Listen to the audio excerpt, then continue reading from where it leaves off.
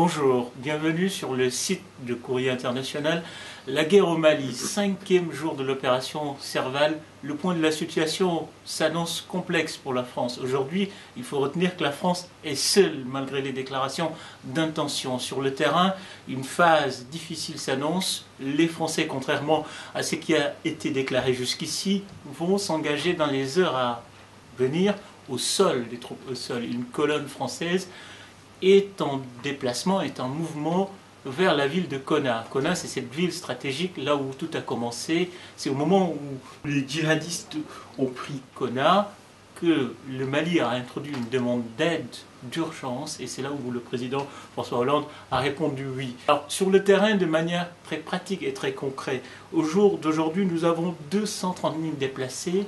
Au bas mot, les chiffres sont de l'ONU, et d'ores et déjà la situation alimentaire est très critique. 4 millions de personnes ont besoin d'une aide alimentaire d'urgence. Dans les heures à venir, le chef d'état-major de l'armée française a clairement annoncé qu'il y aura des combats au sol, donc plutôt risque très élevé de perte en vie humaine.